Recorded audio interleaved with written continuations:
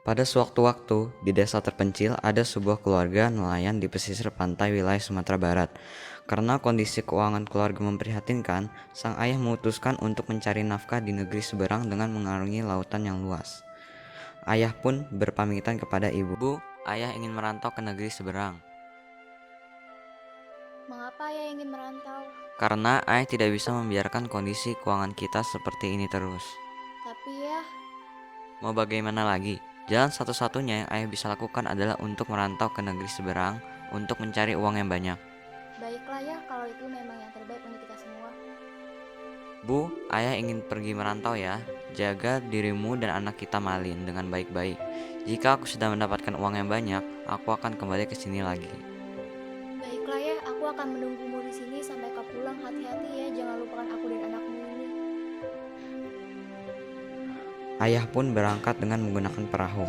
Ayah Malin tidak pernah kembali ke kampung halamannya, sehingga ibunya harus menggantikan posisi ayah Malin untuk mencari nafkah. Malin termasuk anak yang cerdas, tetapi sedikit nakal. Ia sering mengejar ayam dan memukulnya dengan sapu. Suatu hari, lengan kanannya luka terkena batu. Luka tersebut menjadi berbekas di lengannya dan tidak bisa hilang. Karena merasa kasihan dengan ibunya yang banting tulang mencari nafkah untuk membesarkan dirinya, Malin memutuskan untuk pergi merantau agar dapat menjadi kaya raya setelah kembali ke kampung halaman kelak. Bu, aku ingin merantau. Mengapa kamu ingin merantau, nak? Temani ibu saja di sini, biarkanlah ayah saja yang merantau ke negeri seberang. Aku juga ingin seperti ayah, Bu. Aku merasa kasihan sama ibu yang setiap hari harus membanting tulang untuk mencari nafkah. Aku ingin mencari nafkah untuk kita, Bu. Malin, baiklah, ibu akan mengizinkan kamu untuk merantau jika kamu menghendaki itu. Jangan lupakan ibu ini ya, Malin. Ibu akan selalu menunggumu di sini sampai kau datang kembali ke sini. Baik, Bu. Aku akan kembali ke sini lagi. Awalnya, Ibu Malin Kundang kurang setuju mengingat suaminya juga tidak pernah kembali setelah pergi merantau. Tetapi Malin tetap bersikeras. Malin pergi merantau dengan menggunakan kapal orang saudagar. Selama berada di kapal, Malin Kundang banyak belajar tentang ilmu pelayaran pada anak buah kapal yang sudah berpengalaman. Di tengah perjalanan, tiba-tiba kapal yang dinaiki Malin Kundang diserang oleh bajak laut. Hei kalian, serahkan semua harta kalian yang ada di kapal ini. Mengapa kalian meminta harta kami? Kami bajak laut, serahkan harta kalian sekarang. Sepertinya ada sebuah desa di sana. Mungkin aku bisa meminta pertolongan di sana.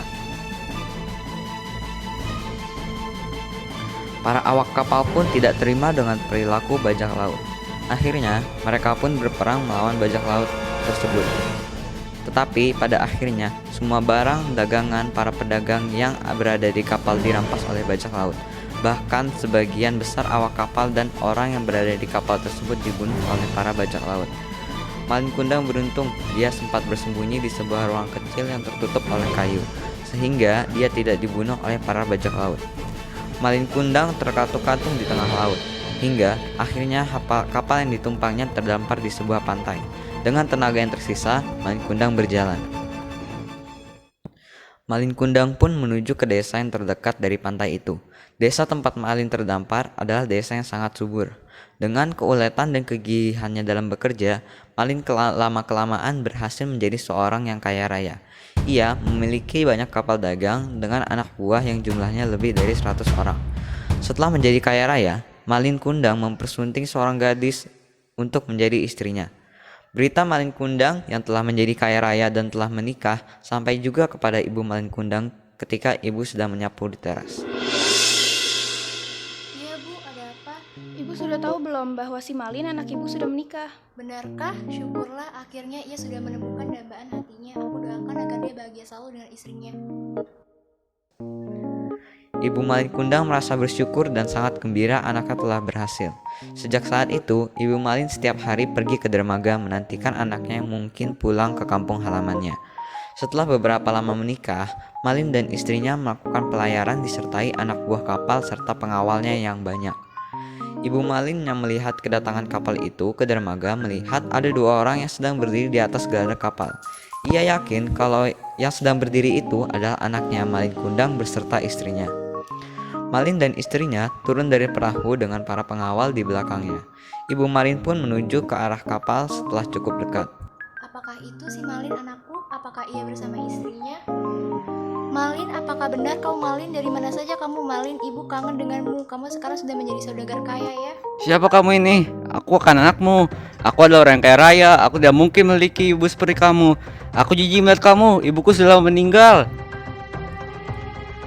Tetapi, melihat wanita tua yang berpakaian lusuh dan kotor memeluknya, Malin Kundang menjadi marah, meskipun ia mengetahui bahwa wanita tua itu adalah ibunya.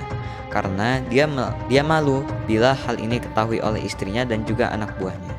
Malin, kamu jangan sembarangan berbicara. Ini ibumu, ibu yang selalu merawatmu. Mengapa kamu semuda itu tidak mengingat ibumu sendiri? Aku sudah bilang tadi kalau ibuku sudah meninggal sejak lama. Jadi jangan mengaku kamu sebagai ibuku.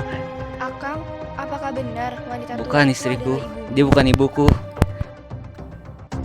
Tapi kenapa ya? Aku merasa yakin kalau ibu itu memang ibu kamu, Kang. Percayalah kepadaku, istriku. Istrinya mencoba untuk percaya kepada suaminya. Ketika lengannya dilihat, benar bahwa tanda lahir di lengan kirinya.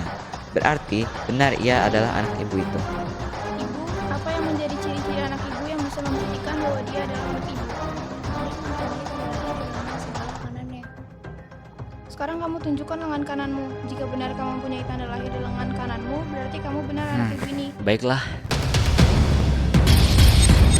Jadi kalau begitu sudah jelas semua bahwa kamu adalah anak ibu ini. Tidak mungkin. Kamu sudah tidak bisa mengelak lagi, Nak. Kamu adalah Malin, anak kandung ibu ini. Tunggu, aku sekarang yakin bahwa kamu memang benar anak ibu ini. Aku tidak suka mempunyai suami yang durhaka kepada ibunya. Apa katamu? Baiklah, kalau kamu tidak ingin pergi denganku, aku akan berlayar sendiri. Ayo pengawal. Baik, Tuan. Mendapat perlakuan seperti itu dari anaknya, Ibu Malin Kundang sangat marah.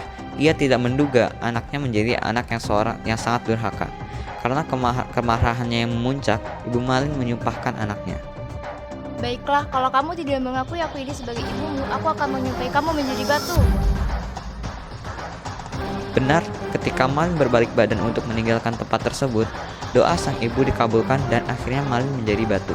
Semua orang langsung terkejut melihat kejadian itu.